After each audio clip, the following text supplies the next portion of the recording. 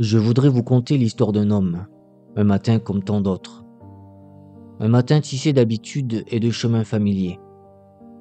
Sur le trottoir qu'il arpentait, un lacet, simple fil de coton noué, choisit ce moment précis pour se défaire et murmurer sa liberté. L'homme s'arrêta. Le monde, pour un instant, se réduisit à ce geste minuscule. Se pencher, renouer le fil, se redresser. 1 minute, tout au plus. Une perle de temps échappée du collier des habitudes.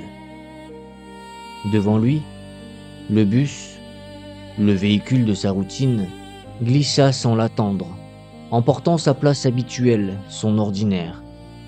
Il soupira, peut-être.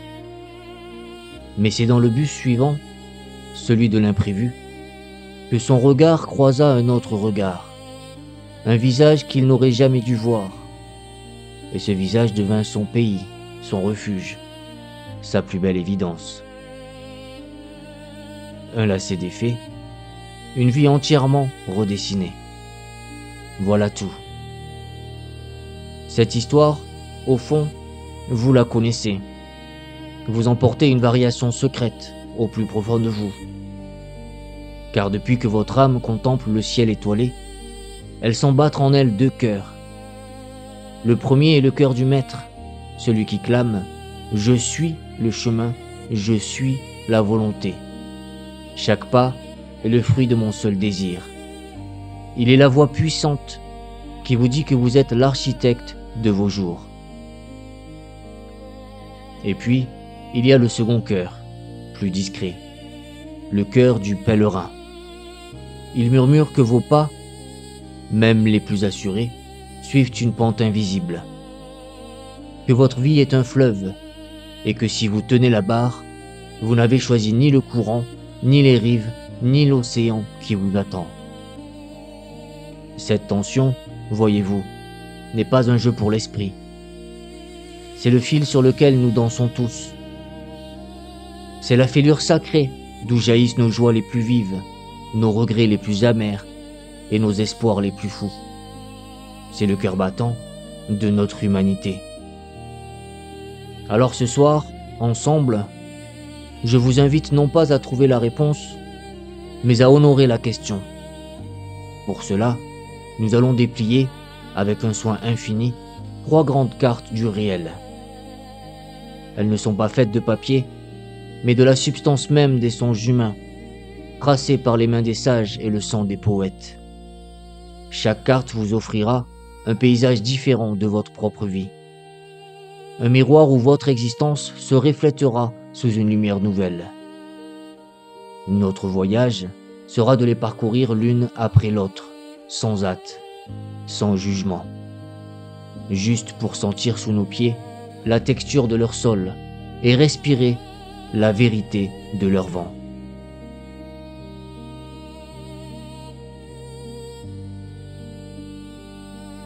Déplions maintenant la première carte, la plus ancienne peut-être, celle qui est gravée dans la pierre de nos peurs et de nos émerveillements. C'est la carte du scénario déjà écrit. Sur cette terre, vous marchez sur un chemin dont chaque pierre a été posée avant votre naissance.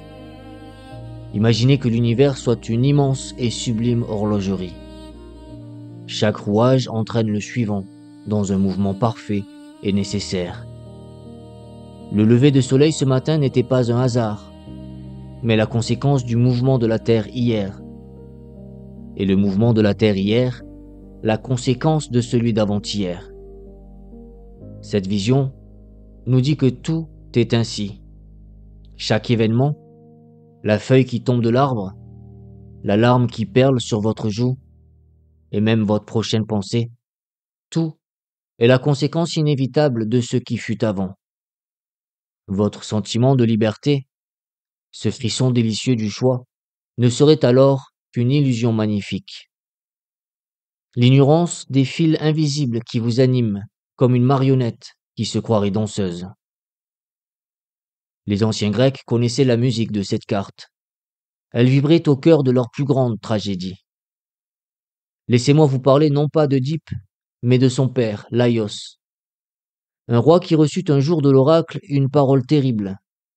Un fragment de son avenir, son propre fils, le tuerait.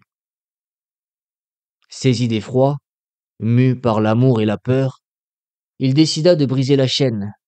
Il crut pouvoir déjouer le ciel. Alors, il abandonna son enfant nouveau-né, pensant ainsi déchirer la page de son destin. Mais voyez la cruelle poésie de ce geste. C'est cet abandon, cet acte même, né de la volonté de fuir, qui a mis en marche la mécanique funeste. L'enfant fut sauvé, élevé loin, et un jour, à la croisée d'un chemin, ignorant tout de son sang, il tua un vieil homme lors d'une querelle. Cet homme était son père, Laios. Sa lutte contre le destin est devenue le chemin du destin. Face à un tel courant, que peut l'être humain? Doit-il se débattre jusqu'à l'épuisement? Une voix s'est élevée à travers les âges, celle des sages stoïciens. Et cette voix ne prêche pas la résignation, mais une forme suprême de puissance. Elle nous dit, ne luttez pas contre le fleuve, apprenez à naviguer. Ces sages nous enseignent à distinguer ce qui dépend de nous et ce qui ne nous appartient pas. Les événements extérieurs, la parole du devin, la tempête qui se lève, tout cela est le scénario. Cela ne vous appartient pas. Mais ce qui est vôtre, ce qui est votre royaume inviolable, c'est votre réaction, votre jugement. La noblesse avec laquelle vous jouez votre rôle. Le destin a peut-être écrit la pièce, mais vous, et vous seul, choisissez d'être un acteur magnifique ou un figurant plein de rancœur. Laissez-moi vous offrir les mots d'un de ces sages, Épictète, comme un baume sur le cœur. Ne demande pas que les événements arrivent comme tu le désires, mais désire qu'ils arrivent comme ils arrivent, et tu couleras des jours heureux. Cette intuition d'un monde entièrement lié n'est pas seulement celle des poètes. Bien plus tard, un esprit scientifique du nom de Laplace a rêvé d'une intelligence si vaste qu'elle pourrait connaître, à un instant donné, la position et la vitesse de chaque atome de l'univers. Pour cette conscience infinie, nous dit-il, plus rien ne serait incertain. L'avenir, comme le passé, serait présent à ses yeux. L'univers entier ne serait plus qu'une vaste équation dont la solution est déjà là, attendant d'être lue. Un poème divin dont chaque syllabe est inévitable. Voilà le paysage que nous offre cette première carte. Un monde d'une cohérence parfaite, terrifiant peut-être, mais aussi, d'une certaine manière, apaisant. Maintenant, avec le plus grand soin, replions cette première carte et tournons la page. Car la carte que je déplie devant vous à présent est d'une nature tout autre. Elle ne porte aucun chemin, aucune inscription. Elle est la plus vertigineuse et la plus exaltante de toutes. C'est la carte de la page blanche. Cette vision vous murmure que vous n'arrivez pas dans ce monde comme un poème déjà achevé, mais comme une feuille immaculée. Votre essence, ce que vous êtes au plus profond, n'est écrite nulle part à l'avance. Au commencement, vous n'êtes rien, rien qu'une possibilité, rien qu'un souffle en attente. C'est l'encre de vos choix, la calligraphie de vos actes, le souffle de vos engagements qui, mot après mot, dessine le visage de qui vous êtes. Sur cette carte, vous êtes radicalement, absolument libre, et donc entièrement, absolument responsable. Pour comprendre la puissance de cette carte, quittons les mythes anciens pour le souffle de l'histoire. Transportons-nous dans un bus, à Montgomery, un jour de décembre 1955. Une femme est assise, lasse de sa journée. Des milliers de corps avant le sien s'étaient levés à cet arrêt, courbés par le poids d'une histoire qui semblait inévitable. Une loi injuste, mais une loi qui semblait gravée dans le destin. Ce jour-là, Rosa Parks n'était pas destinée à dire non. Elle a choisi de dire non. Son refus n'est pas né d'une prophétie, mais du silence souverain de sa propre conscience. Un acte de pure volonté. Et ce non, simple et fragile, fut une déflagration. Il a fissuré le mur d'un déterminisme social que l'on croyait de fer. Un seul choix, né de la solitude d'un cœur, a changé le cours d'un fleuve que l'on disait tout-puissant. Cette liberté, certains penseurs l'ont regardée droit dans les yeux. Et ce qu'ils y ont vu est à la fois terrible et magnifique. Ils nous disent que vous, moi, chaque être humain, est condamné à être libre. Condamné. Car cette liberté n'est pas un cadeau léger que l'on porte à sa boutonnière. C'est un fardeau sublime. Puisque rien n'est écrit, chaque carrefour vous appartient. Chaque parole que vous prononcez, chaque silence que vous gardez, chaque main que vous tendez ou que vous refusez, tout cela n'est pas anodin. Dans chaque geste, c'est l'humanité entière que vous inventez.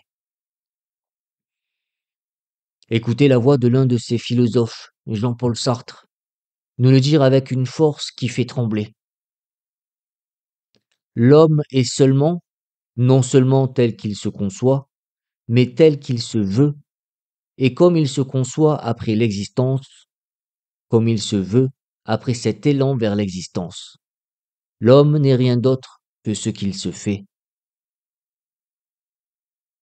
Vous n'êtes rien d'autre que ce que vous vous faites. Vous êtes l'œuvre de vos propres mains. Et si cette idée vous semble trop poétique, sachez que la science la plus moderne redonne une musique étrangement similaire. Si le monde d'autrefois était une horloge parfaite, où tout pouvait être calculé, la science d'aujourd'hui nous révèle un univers qui hésite. Au cœur même de la matière, dans la danse la plus intime et fondamentale des particules, il y a une part de flou, une part de peut-être. Il est impossible de prédire avec certitude où sera une particule et ce qu'elle fera. Alors je vous laisse avec cette pensée.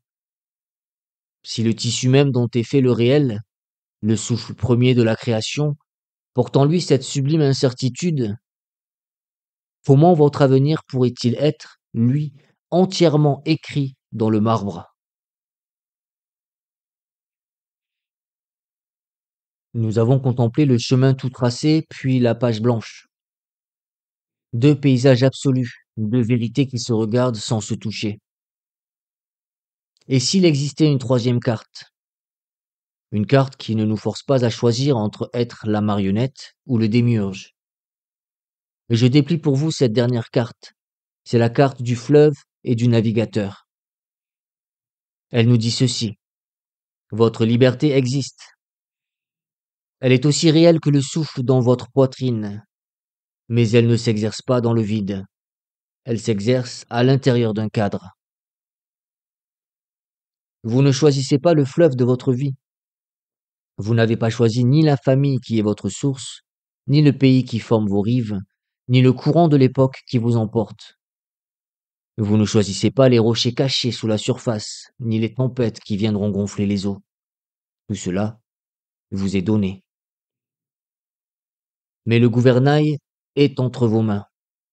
Chaque jour, à chaque instant, vous choisissez de virer à bâbord ou à tribord, d'accélérer dans les rapides ou de vous laisser porter dans les eaux calmes.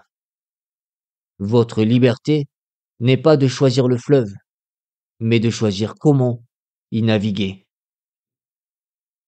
Pour mieux le sentir, imaginez un sculpteur devant un bloc de marbre. Il ne l'a pas créé. Il le reçoit avec son histoire, ses veines sombres qui racontent les pressions de la terre, ses failles invisibles, sa dureté sous le ciseau. C'est sa contrainte, c'est son destin.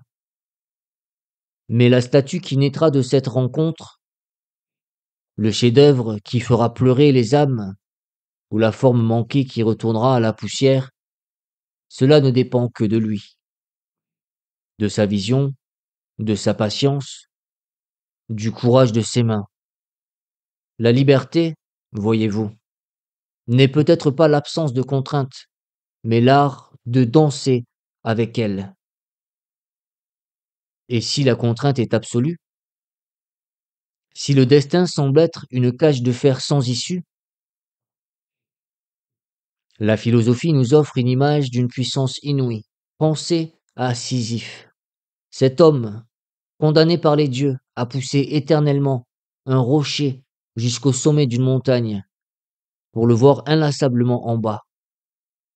Son destin est scellé, son effort est absurde, sa prison est sans mur, mais parfaite. Où est la liberté dans une cage pareille? Le penseur Albert Camus nous souffle la réponse à l'oreille. La liberté de Sisyphe n'est pas dans l'espoir de voir le rocher rester au sommet. Elle est dans la conscience de son sort. Elle est dans le mépris qu'il oppose au Dieu à chaque pas. Chaque fois qu'il redescend la pente pour retrouver sa pierre, cette pause, ce regard lucide sur son châtiment, lui appartient. C'est son moment. Sa victoire est de remplir une tâche absurde avec la passion d'un homme libre. Écoutez cette phrase qui est un sommet de l'esprit humain. La lutte elle-même vers les sommets suffit à remplir un cœur d'homme. Il faut imaginer Sisyphe heureux. Cette danse avec nos limites, la science la plus intime, celle de notre propre corps, la confirme. Votre cerveau n'est pas une machine figée dont les circuits ont été soudés à la naissance.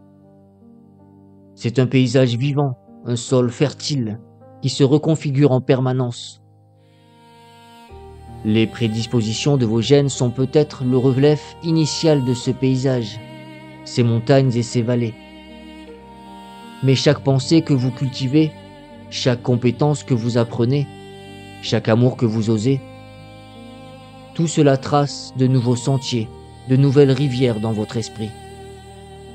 Le point de départ ne dicte pas la destination. Nos actions continuent d'écrire et de réécrire l'histoire qui se joue en nous. Notre voyage touche à sa fin. Les cartes sont sur la table et leur paysage respire encore en nous. Nous avons d'abord foulé la terre du scénario déjà écrit. Sur cette voie, vous êtes le spectateur d'un film divin où chaque joie et chaque larme a sa place dans une harmonie qui vous dépasse. Vos échecs ne sont plus des fautes, mais des scènes nécessaires. Vos réussites ne sont plus un orgueil, mais une grâce à contempler. Puis, nous avons fait place au vertige de la page blanche. Là, vous êtes l'écrivain, et l'encre, c'est le sang de vos veines. Chaque mot est un acte de création pure. Vos réussites sont les chapitres que vous avez sculptés dans le néant. Vos échecs sont les ratures douloureuses, mais entièrement vôtres, qui vous enseignent le poids de votre propre plume.